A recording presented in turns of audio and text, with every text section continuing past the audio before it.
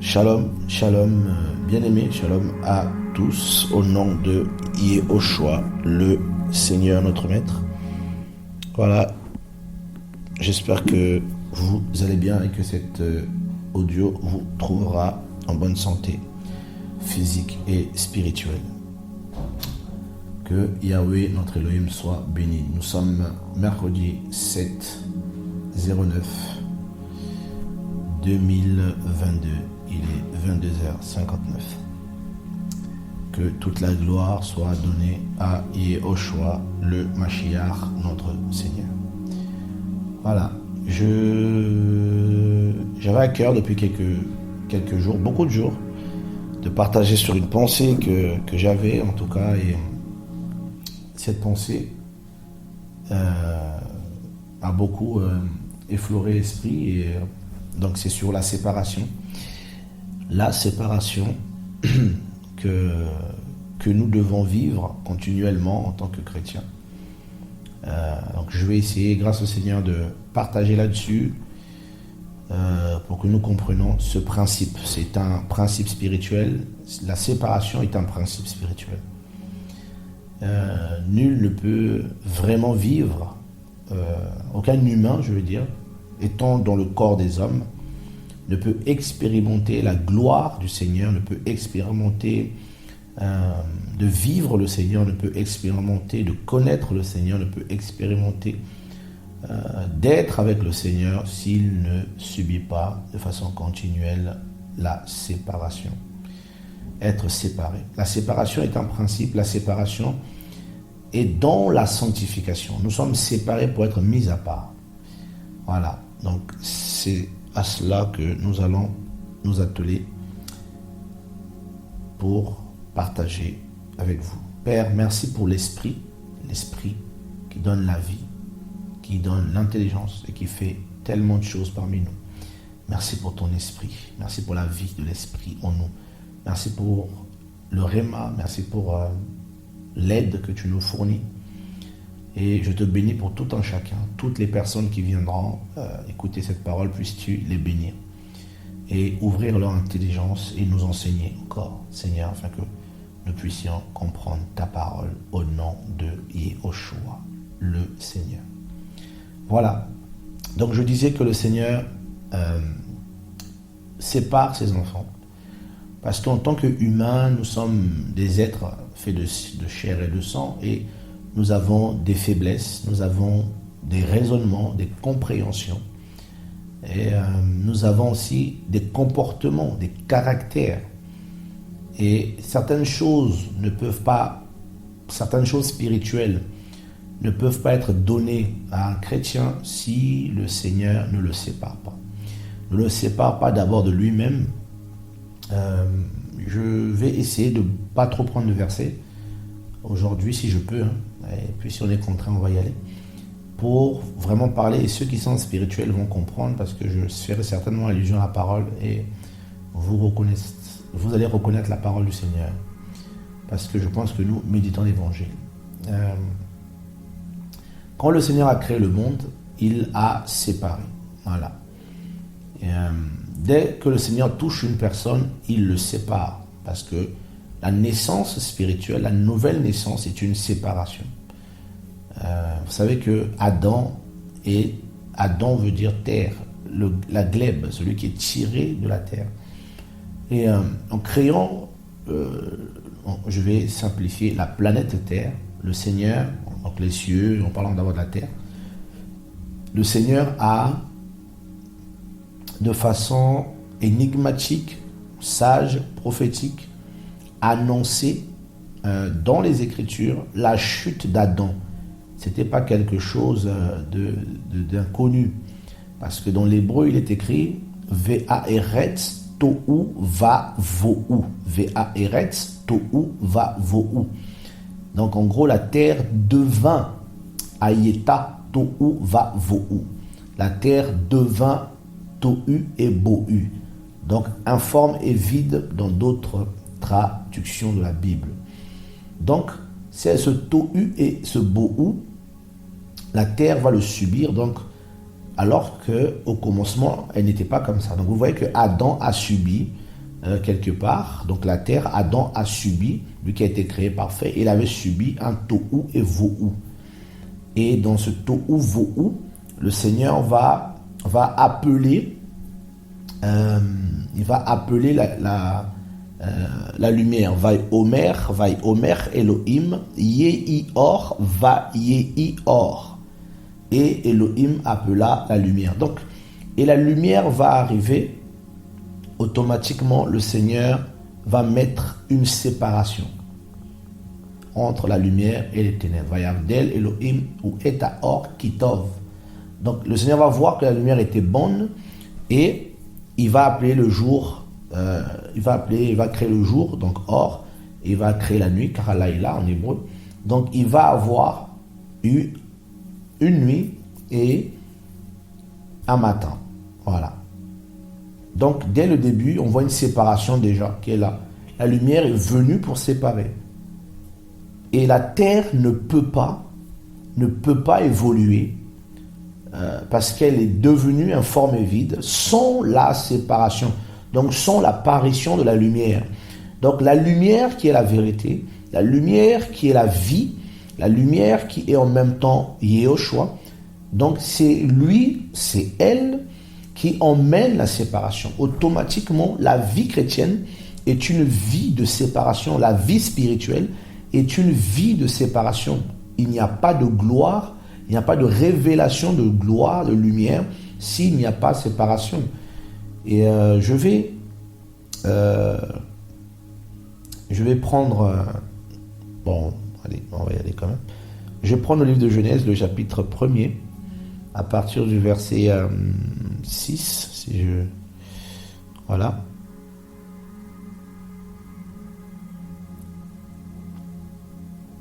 Donc vous voyez bien que on va même prendre à partir du verset 3, juste pour la compréhension de tous. En tout cas, j'espère que nous allons suivre.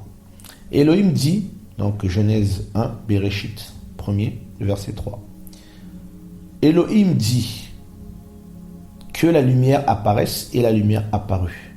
Et Elohim vit que la lumière était bonne et Elohim sépara la lumière de la ténèbre. Et j'aime beaucoup lire souvent, enfin, j'aime bien lire parfois la Bible en hébreu, et en essayant de comprendre certains mystères. Et vous verrez que le verset 4 dit « Elohim vit que la lumière était bonne, et Elohim sépara la lumière de la ténèbre. » Donc, quelque part, il n'y avait que la ténèbre. Il y avait les ténèbres à la surface de l'abîme. Et parce qu'il n'y avait plus, comme disent certains exégètes juifs, il y avait une absence de la lumière. Vous voyez un peu? Donc la terre, dans sa forme, dans l'état où elle était complètement vide. Il était en tohu et vohu. Il n'y avait plus en elle de lumière dès le commencement. Donc pour que la terre soit éclairée, pour que l'homme soit éclairé, il faut cette lumière. Et la lumière a été appelée. Vous voyez, ce n'est pas quelque chose que l'homme a parfois même désiré. L'homme ne l'a pas appelé. C'est Elohim qui a vu et qui a appelé que la lumière apparaisse. Et dès que la lumière est apparue, le premier principe a été la séparation. Dès que la lumière est arrivée, la lumière a emmené la séparation. La lumière nous permet de voir. La lumière, c'est la vision. La lumière, c'est l'éclairage. Donc, dans nos vies chrétiennes, il peut arriver un moment où on n'a plus la même clairvoyance que certains. Et il faille se séparer avec certaines personnes qui ne voient pas les choses comme nous, qui ne comprennent pas les choses comme nous. Et parce que beaucoup comme Adam, comme la terre, beaucoup sont devenus Ayeta tohu vavohu, ils sont devenus vides parce qu'ils ont perdu la lumière, parce qu'ils ont perdu la clairvoyance spirituelle, parce qu'ils ont perdu le Seigneur simplement. Ils ont perdu la vie de l'esprit. Et souvent, quand quelqu'un perd la vie de l'esprit, La seule chose qui lui reste là, souvent, c'est les murmures, les querelles, les conflits, les attaques, les apitoiements, les oh moi ceci, oh moi cela, oh moi on m'a dit, oh moi on m'a fait, oh moi oh moi, oh non, moi je vois pas les choses comme ça. La parole dit quoi? Parce que moi c'est bien beau, mais mais que dit la parole? Parce que la vérité, la lumière, c'est la parole. La lumière, c'est la parole. Donc la première séparation, c'est lors de l'éclairage du Seigneur, la clairvoyance, la conversion. Parce que la lumière, quand elle touche la terre ici, elle va séparer la terre. Mais il y aura deux réalités, frères et sœurs. La lumière et les ténèbres. La ténèbre ne va pas être brisée, mais juste une séparation. Il y a un temps pour tout. Le Seigneur ne se sépare. La terre, sur la terre, il faisait nuit et jour. Il fallait une séparation. Parce que c'est dans la lumière qu'Élohim se révèle. Et je vais prendre un autre passage avant de revenir, qui me vient donc au niveau de le livre de Yohanan, Jean le chapitre 1er. Voilà, Jean 1er, à partir du verset 1er, vous allez voir. Au commencement, donc Bereshit, était le Logos, dans d'autres versions la parole. Et le Logos était vers Elohim, et Elohim était le Logos. Il était au commencement vers Elohim. Toutes choses ont été faites par lui, et rien de ce qui a été fait n'a été fait sans lui. En lui était la vie, et la vie était la lumière des humains. Et la lumière brille dans la ténèbre, mais la ténèbre ne l'a pas saisie. La ténèbre n'a pas saisi la lumière. D'autres versions, il écrit reçu. Mais ce mot grec vient de katalambano, qui signifie se saisir. Saisir quelque chose comme pour en faire son propre bien, s'approprier, faire une saisie ou prendre possession d'eux. Donc vous comprenez que tout le monde ne peut pas saisir une parole qui vient du Seigneur dans leur génération. Tout le monde n'a pas la capacité de comprendre, de saisir quelque chose comme pour en faire son propre bien. Une parole que le Seigneur te donne, une parole que le Seigneur envoie. Vous voyez un peu donc, pour prendre possession de la chose. Beaucoup ne saisissent pas la lumière, parce que la lumière vient pour donner de la clairvoyance, te faire comprendre quelque chose, te faire saisir quelque chose, te donner quelque chose pour que tu t'appropries, faire une saisie ou prendre possession d'eux. Vous voyez, c'est très important. Donc la Bible dit ici que la lumière brille dans la ténèbre, mais la ténèbre ne la saisit pas. La ténèbre est incapable de saisir la lumière. Or, beaucoup ont l'intelligence obscurcie. Vous pouvez leur prêcher la vérité, leur dire la vérité, et ils vont toujours la combattre. Or, dans la lumière, il y a la vie. En lui était la vie. Donc, la lumière, il y a la parole. Et nous savons que Yahushua est la parole. Ça, nous en sommes convaincus. Donc, dès Genèse, le Seigneur va annoncer une réalité extraordinaire ici, en mettant la séparation. Or, toute chose a été faite, rien n'a été fait sans elle, rien n'a été fait sans la lumière, sans la parole. C'est clair. Mais comment est-ce possible? Et car on a dit au commencement, mais regardez vous-même. Regardez vous-même.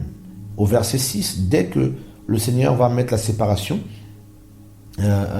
entre la lumière et les ténèbres, qu'est-ce qui se passe? Elohim dit que le firmament apparaisse entre les eaux et qu'il sépare les eaux d'avec les eaux. Vous voyez donc il y a une autre séparation. Quand la lumière a apparu, Elohim a vu que la lumière était bonne, donc on a séparé les eaux. Les nations ont été séparées. Les peuples ont été séparés. Ceux d'en haut, qui sont vers le firmament, là je parle de façon prophétique, et ceux d'en bas, qui sont des impies, vous voyez un peu qui sont en bas. Elohim fit le firmament, il sépara les eaux qui sont en dessous du firmament d'avec celles qui sont au-dessus du firmament. Il en fit ainsi. Frère, on ne peut pas mélanger les eaux. On ne peut pas mélanger la parole. On ne peut pas mélanger le peuple. Il y aura toujours une séparation entre les enfants du diable et les enfants du Seigneur. Il y aura toujours une séparation entre les choses qui sont de la terre et les choses qui sont d'en haut, qui sont du firmament. Il y aura toujours une séparation entre les mauvaises choses, les mauvais comportements et les comportements célestes. Il y aura toujours une séparation entre les fruits de l'esprit et les fruits de la chair et les fruits de l'ennemi. Verset 9, Elohim dit que les eaux qui sont en dessus soient rassemblées en dessous soient rassemblées en un lieu et que le sec apparaisse. Vous voyez un peu les gens de Satan, là, les enfants du diable sont toujours ensemble pour faire le mal. Ils se rassemblent. Donc c'est un principe dès le commencement, la séparation. Vous voyez un peu? Donc depuis Genèse, la séparation entre la lumière et les ténèbres est évidente. Évidente. Et la séparation, la lumière emmène, nous donne de posséder la vérité, de connaître la vérité, de voir. Or, la Bible dit que Yehoshua est la lumière. Je crois que c'est Jean 8, 12. Yehoshua est la lumière. Mais ceux qui sont dans les ténèbres ne peuvent pas le comprendre. Or, saisir Yehoshua, ce n'est pas seulement confesser, ah oui, moi je suis chrétien. Yehoshua est la parole, c'est toute la parole qu'il faut saisir. Parce que quand il est venu, beaucoup attendaient le Messie, mais ils ne l'ont pas saisi. Beaucoup même des chefs juifs croyaient qu'il était vraiment le Messie, mais ils n'en faisaient pas l'aveu. Ils n'ont pas voulu prendre possession, comme c'est écrit, Catalambano. Ils n'ont pas voulu prendre possession de ce qui leur a été envoyé comme lumière. Et ils sont passés à côté. Parce qu'ils ont été dans les sentiments. Ils préférèrent la gloire des humains au lieu de la gloire d'Elohim. Donc, ils sont restés dans les sentiments. Non, mais je le connais depuis longtemps, je connais son témoignage, je connais ceci. Mais que dit l'esprit? Toi, tu connais. Mais c'est l'esprit qui rend témoignage. Mais l'esprit dit quoi? Les sentiments. Vous voyez un peu? Les sentiments empêchent les gens de se séparer. Les sentiments empêchent. Il y a un moment où, si tu veux aller plus loin, la gloire du Seigneur dans la vie de quelqu'un va t'emmener dans les séparations. Oh oui, tu vas te séparer de certaines personnes que tu aimais. Si tu refuses de le faire dans la paix, ça sera fait dans la brutalité. Le Seigneur va te séparer parce que tu dois monter, tu dois aller ailleurs, tu dois quitter. Il y a un plan du Seigneur. Le Seigneur regarde au plan qu'il a tracé pour nous. Nous, on regarde à ce que nous vivons actuellement. Au plaisir d'être ensemble, au plaisir de manger ensemble, au plaisir de dormir ensemble, au plaisir de prier ensemble. Mais quelle est la volonté du Seigneur? Dans Acte 13, dans Acte 13, le verset 2, à un moment où vous allez voir que Paul et Barnabas étaient en train de prier. Et le Seigneur dit, séparez-moi maintenant Barnabas et Shaoul pour l'œuvre à laquelle je les ai appelés. Ils étaient ensemble avec des frères en train de prier. Le Seigneur demande qu'on les sépare pour l'œuvre à laquelle il les avait appelés. Donc sans la séparation, frères et sœurs, il n'y a pas la gloire du Seigneur. Tu ne rentreras pas, je ne rentrerai pas dans les choses qui me sont destinées, dans les choses dont je dois prendre possession. Catalambano. Prendre possession d'eux. Donc c'est la lumière qui vient nous éclairer. Paul priait ici, le Saint-Esprit, l'Esprit de lumière, vient éclaire les hommes qui étaient là. Et il leur dit, il faut séparer Paul et Barnabas entre vous là. Séparez les deux de vous pour que eux aillent faire ce pour lequel je les ai appelés.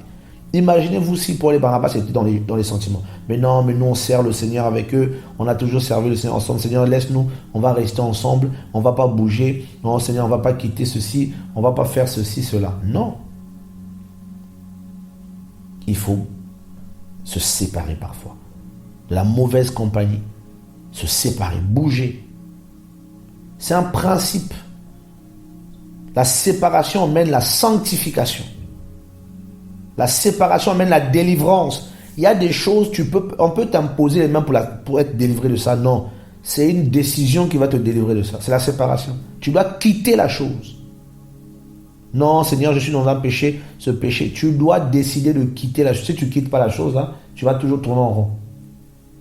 Ça va devenir pesant au bout d'un moment. Vous voyez un peu? C'est après la révélation dans Genèse 1er de la lumière que les choses, le Seigneur va commencer à donner les choses. Il va faire ceci, il va faire cela, il va faire ceci, les semences, tout ça. C'est d'abord la lumière qui emmène la séparation. Donc s'il n'y a pas de séparation avec la ténèbre, c'est qu'il n'y a pas la lumière, il n'y a pas l'éclairage, il n'y a pas l'esprit. Le Seigneur sépare Paul et Barnabas. Et plus tard, il va même séparer encore Barnabas et Paul. Pour que Paul aille faire... C'est pourquoi le Seigneur l'a appelé. Donc vous voyez qu'il faut vraiment que cela soit une réalité en fait. Il faut le comprendre. Il ne faut pas être dans les sentiments. Quelqu'un qui commence à ne pas respecter la parole, qui commence à attaquer la parole, qui commence à attaquer les principes du royaume. Séparez-vous de la personne. Pourquoi vous... Les sentiments, non, on va d'abord le reprendre. Oui, c'est bien beau de le reprendre. Mais quand vous voyez qu'il y a l'entêtement, séparez-vous. Il va vous entraîner. Quelqu'un qui crée des conflits partout, qui crée des jalousies, qui crée des... Comment dire ça? Qui crée des conflits partout, qui ramène la zizanie, qui partout il y a des problèmes. Il est toujours, son nom est toujours dedans. Au bout d'un moment, il faut arrêter avec les sentiments. Non, on le connaît, oui, mais il faut demander au Seigneur qu'est-ce qui se passe. Qu'est-ce qui se passe? On ne peut pas vivre une certaine gloire du Seigneur si on n'est pas séparé de beaucoup de choses. Regardez un homme dans la Bible, que beaucoup vous le connaissez certainement, dans Genèse, le chapitre 35.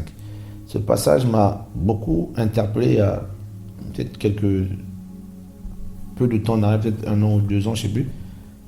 Les enseignements que le Seigneur me donnait, parce que des fois, il te sépare des choses, des gens, mais il te sépare, il va te planquer loin. Parce qu'il veut travailler tes sentiments, il veut... Voilà, la séparation n'est pas forcément quelque chose il faut qu'il y ait forcément une guerre ou... Non, des fois, il faut se séparer simplement parce que le Seigneur t'attend ailleurs. Voilà, si tu ne comprends pas, il veut te séparer de certaines habitudes, de certaines personnes. Si tu refuses, ça sera brutalement. Bereshit 35, Jacob, vous connaissez, à partir du verset 1er que je vais lire. Or, Elohim dit à Jacob, lève-toi. Oui, il faut te lever. Monte à Bethel et demeure-y. Vous rencontrez, ici, Jacob avait rencontré la pierre angulaire, le Mashiach. Il avait oint cette pierre à Bethel. Et il s'est baladé partout. Il a eu beaucoup de choses à faire, mais il n'était plus à Bethel. Il avait quitté Bethel, où il avait vu l'échelle, où la vision du ciel lui a été confiée, où il a vu l'échelle monter, les anges monter et descendre. Il a oint la pierre, Machar, le mot oindre. Il a oint une pierre, il a dit certainement c'est ici la demeure d'Elohim. Et ça a été nommé Bethel, maison d'Elohim, frères et sœurs. Et le Seigneur lui dit après moult péripéties, il lui dit, lève-toi, monte à Bethel et demeure-y. Pourquoi lève-toi? Parce que Jacob était assis. Il n'était plus à Bethel. Tu y dresseras un autel au El qui t'a paru lorsque tu fuyais en face d'Esav, ton frère, lorsque tu étais faible dans tes combats, dans tes soucis, tes tracasseries, lorsque tu avais des difficultés, je t'ai apparu pour te secourir et c'était à Bethel. El, que beaucoup ont traduit par Dieu, mais qui veut aussi dire force, puissant. Le fort qui t'avait apparu quand tu fuyais dans ta faiblesse, parce que tu avais peur, le fort, le puissant qui t'est apparu, dont tu as dit qu'il était à Bethel, repars là-bas. Jacob dit à sa famille et à tous ceux qui étaient avec lui, verset 2, ôtez les Elohim étrangers qui sont au milieu de vous, purifiez-vous et changez de vêtements.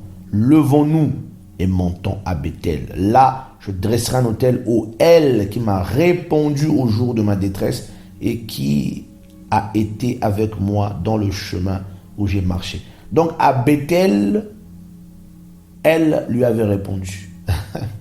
Parce que c'est à Bethel que le Seigneur répond aux gens. C'est à Bethel le jour de ta détresse, dans sa présence. Et il a été avec lui sur tout le chemin, l'Élohim de Bethel.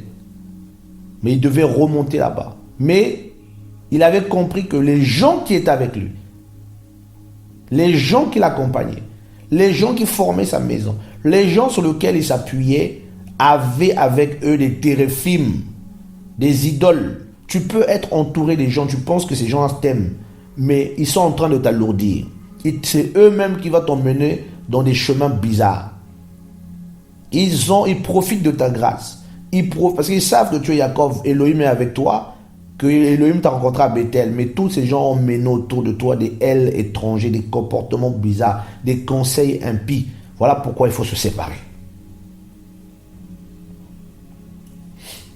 Il faut se séparer. Des gens qui te donnent des conseils. Oui, le Seigneur avec toi, frère, il faut faire. Qu'est-ce que je n'ai pas entendu? Et Jacob dit, si on doit monter à Bethel avec des gens comme ça, non, ça ne va pas marcher. Vous savez un peu, Jacob était arrivé à un niveau, il avait été dans la compromission. Il s'était compromis. Et il y a eu beaucoup de choses dans sa maison. Là, c'est juste après le viol de Dina, sa fille. Jacob, qui était quelqu'un qui aimait le Seigneur, à qui Elohim s'était révélé plusieurs fois, était entouré des Elohim étrangers dans sa propre maison. Des gens impurs et qui avaient des vêtements impurs. Donc une fausse justice. Il était entouré de faux frères, des gens qui avaient d'autres désirs, qui avaient d'autres visions, qui mangeaient chez lui, puis qui se servaient de lui pour manger, qui se servaient de lui pour se réaliser. Mais une fois réalisés, là, ils vont t'oublier. Il y a des gens comme ça. Quand ils sont petits, ils t'écoutent. Alléluia, amen, frère, vraiment donne-nous des conseils. Ah, tu es un grand frère, tu es un père, tu es tout ce que tu veux. Mais une fois qu'ils ont commencé à voir un peu ce qu'ils veulent, ils vont te cracher dessus. Ils vont te salir, ils vont te vilipender. Comme des personnes qui se lèvent contre des aînés dans la foi, contre des pères pour les attaquer. Frère, cette génération-là, il y a beaucoup de folie. On ne se lève pas contre les aînés, contre les pères. Il faut faire attention. Parce que tu te tues. Jacob dit, ôtez. Jacob savait que ces gens-là étaient bizarres. Mais il était au milieu d'eux. La mauvaise compagnie. Des chrétiens qui sont entourés des gens qui vivent dans le péché, qui pêchent. Des gens qui se moquent du Seigneur. Des gens qui ont des doubles vies. Des gens qui pratiquent le péché. Des gens qui sont dans des... C'est terrible. Des fois même, je suis choqué je le dis de façon ouverte, moi, de toute façon, c'est pas mon problème. Je vois dans les assemblées, même ici à Pointe-Noire, au Congo, je vois des gens, des frères qui sont dans l'œuvre depuis des années, qui sont entourés des frères et des sœurs que je connaissais de vue, qui vivent consciemment dans le péché. Et étant sur place, tu dis, mais vous deux là, c'est comment? Non, vous êtes mariés, non, vous avez des enfants. Et vous venez prier ici depuis tout ce temps, qu'on vous voit, quand on revient dans l'émission, on vous voit. Des gens qui témoignent, non, le Seigneur m'a aidé, j'ai chassé ça, tel esprit. Et l'esprit te dit, non, il n'est pas marié, lui. Tu dis, mais tu dis ta femme, mais vous n'êtes pas marié. Des gens qui ont des Elohim étrangers, des vêtements impurs. Et vous voyez, parce que beaucoup, on n'est plus à Bethel. Parce qu'à Bethel, si tu viens avec les vêtements étrangers, tu vas mourir. Si tu rentres là-bas avec des Elohim étrangers, tu vas mourir comme les enfants de Aaron sont morts. Itamar et je ne sais plus qui ont été tués parce qu'ils ont ramené un nouveau parfum. Vous voyez un peu? Donc il faut la séparation. La lumière emmène la clarté.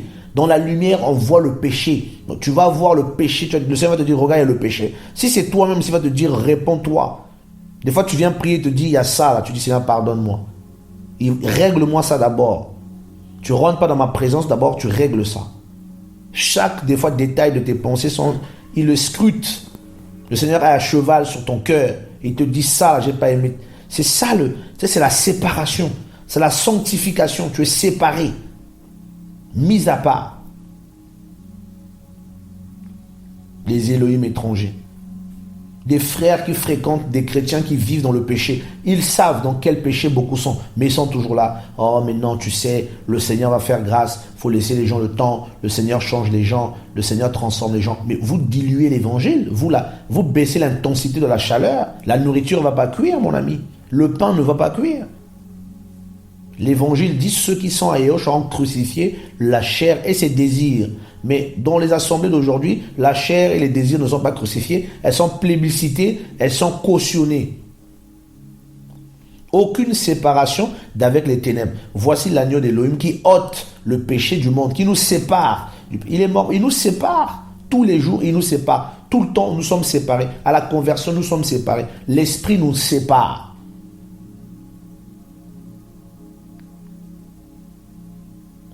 Mais regardez un homme comme Jacob, l'élu de Yahweh.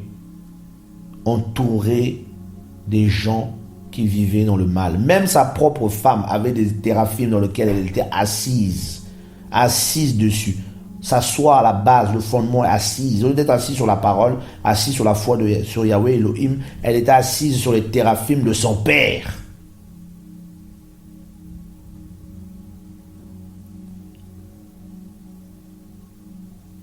Le verset 4, alors ils donnèrent à Yaakov tous les Elohim des étrangers qui étaient entre leurs mains et les anneaux qui étaient à leurs oreilles. Yaakov les cacha sous un térébinthe de la justice, qui est près de Shechem.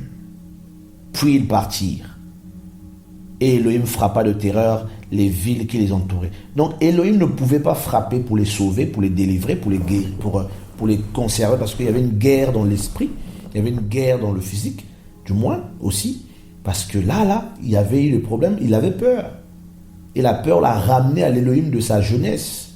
Quand il fuyait, là, il était en train encore de fuir. Mais là, je ne peux rien faire parce que regarde, tout ce que tu as accumulé, tu as fait un chemin, le Seigneur a commencé à te parler, à t'utiliser un peu, tu t'es entouré des gens, et c'est ceux-là même qui emmènent les Élohim étrangers autour de toi. Pour t'aveugler. Et une fois Yahweh l'a dit, monte à Bethel, lève-toi.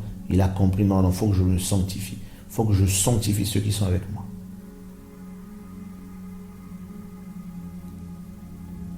La séparation peut emmener la mort. La séparation. C'est terrible.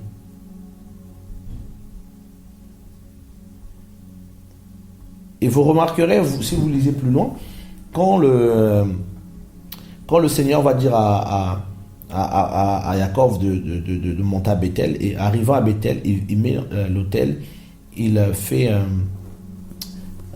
met là un autel, il invoque Yahweh. Elohim lui dit, je suis El Shaddai, porte du fruit et multiplie-toi. Vous voyez un peu, à Bethel, c'est là où on porte du fruit. Parce qu'il s'est séparé, la terre a commencé à produire. Une nation, une assemblée des nations naîtra de toi et des rois sortiront des terrains. Je te donnerai la terre, verset 11, verset 12. Je te donnerai la terre que j'ai donnée à Abraham et à Yitzhak, et je la donnerai à ta postérité après toi. Elohim se leva au-dessus de lui à l'endroit où il avait parlé. C'est terrible. À Bethel, Elohim l'a rencontré de nouveau, puissamment. Et Yaakov dressa un monument à l'endroit où il lui avait parlé.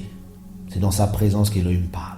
Un monument de pierre sur lequel il fit une libation et versa de l'huile. La deuxième fois à Bethel, il fallait renouveler l'alliance, il fallait se séparer. Yaakov donna le nom de Beth-El à l'endroit où Elohim lui avait parlé. Puis ils partirent de Bethel. Il y avait encore une certaine distance jusqu'à Ephrata, que vous connaissez aussi. Lorsque Rachel accoucha, elle eut un accouchement difficile. Et comme elle avait beaucoup de peine à accoucher, la sage-femme lui dit, n'aie pas peur, car tu as encore un fils. Et Rachel va mourir. Dès Bethel, là, le Seigneur commence à travailler les sentiments de Yaakov, en tuant sa femme, qui était assise sur les... Elle était assise sur les térébinthes, elle, là. Le Seigneur l'a pris tout de suite. Les térébinthes ont été rendus, mais cette fois-ci, au niveau du cœur, il faut que ça parte.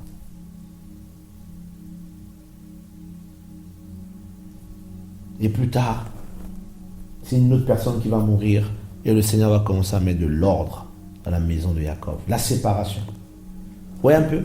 Donc la séparation emmène la révélation. Plus tu te sépares, plus l'homme se révèle. Plus il se révèle, plus il te sépare. C'est ça qui est terrible. Et le Seigneur va, depuis même la naissance de la nation israélite, vous verrez que lorsque le péché va rentrer, le Seigneur va séparer tout de suite les Lévites avec le peuple. Parce que eux, ils avaient, quand l'éclairage est venu, quand Moïse a parlé, eux, ils ont pris position pour la vérité. Tout de suite, la génération des Lévites. Pris position. Et le Seigneur avait dit dans Nombre 8, verset 14, il dit, tu sépareras les Lévites du milieu des enfants d'Israël et les Lévites m'appartiendront. Donc ceux qui se séparent, c'est ceux qui appartiennent au Seigneur. Voilà. Ils ont été séparés.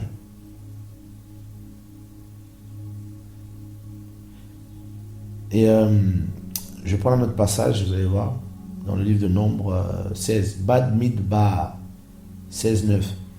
pour que nous puissions comprendre par rapport au 8, simplement.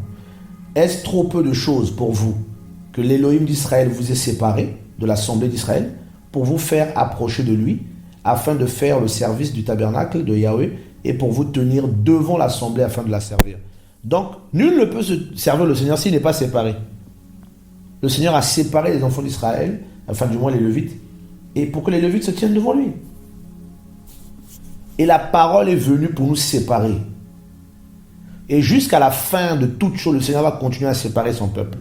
Les impies, les méchants, avec les chrétiens. Et, les anges viendront à la fin pour séparer, comme le dit la parole aussi. Dans Matthieu 13, 49, à l'achèvement de l'âge, les anges vont venir séparer les bons et les méchants. Je crois que dans Matthieu 25 aussi, verset 32, les nations seront rassemblées devant lui et il va séparer les uns avec les autres, comme le berger sépare les brebis avec les boucs. Donc le Seigneur va séparer. Voilà. Et au niveau de la vérité, la séparation aussi, c'est au niveau de la culture, des coutumes, frère. Il y a tellement de dégâts au niveau de la coutume, les cultures des peuples que nous rencontrons un peu partout, mais particulièrement en Afrique. Il y a des coutumes qui ont pris la place de l'évangile.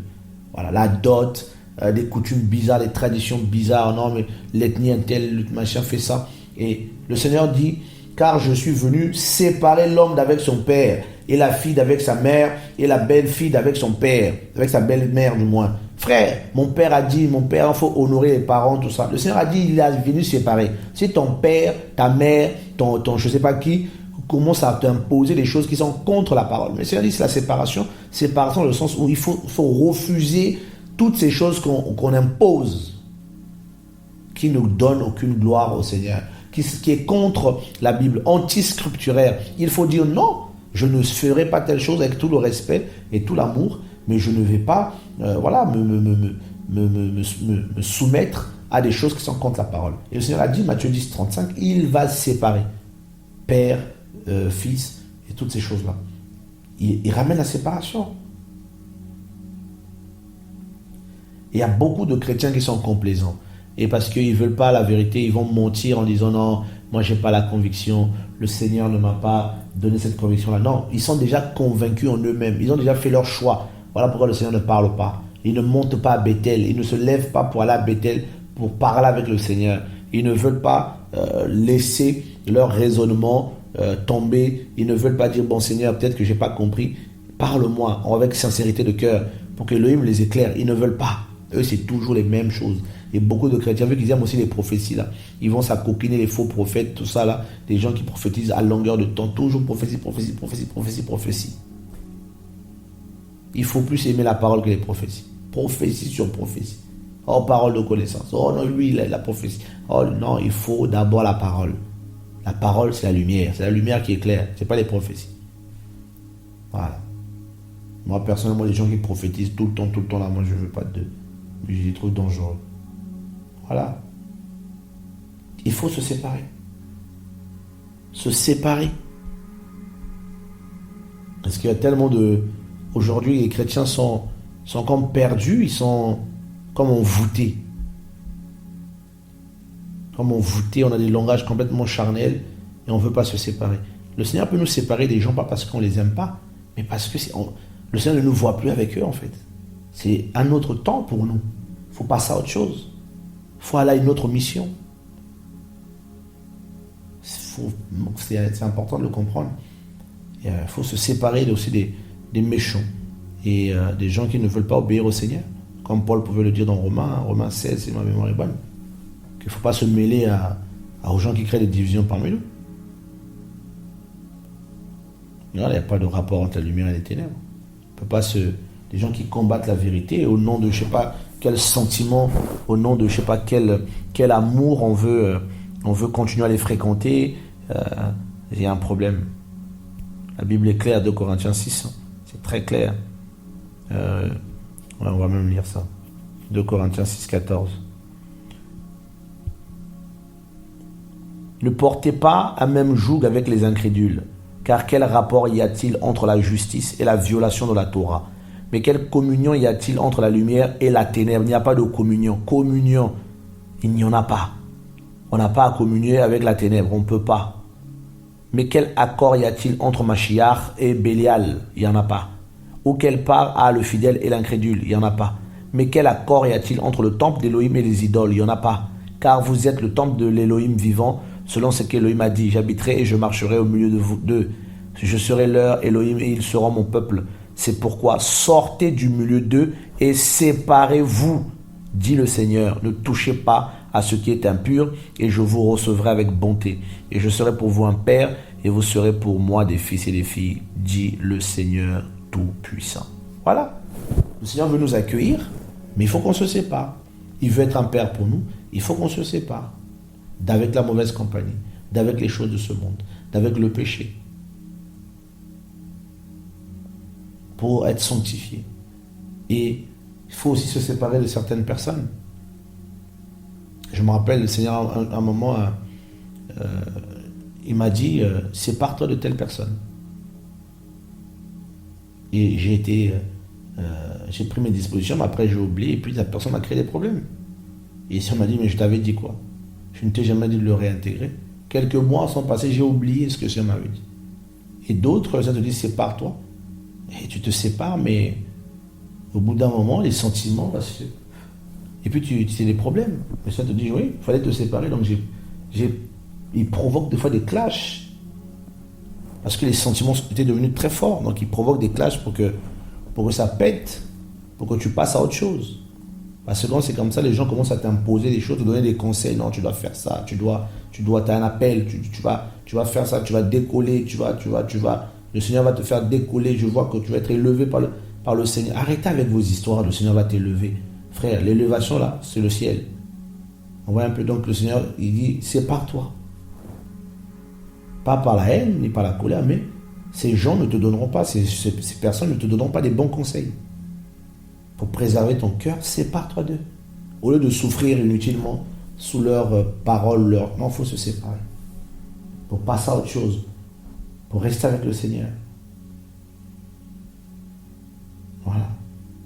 Se séparer des gens qui combattent l'évangile, qui veulent tout le temps faire des débats. Non, il faut qu'on se voit pour discuter. Comment ça, telle chose a été faite, telle chose a été dit. Il faut expliquer. Non, frère, il n'y en a pas le temps. Séparation. Les vaines disputes là, des gens à la pensée corrompue et privée de la vérité, qui pensent que la piété est une source de gain, sépare-toi de ces sortes de gens.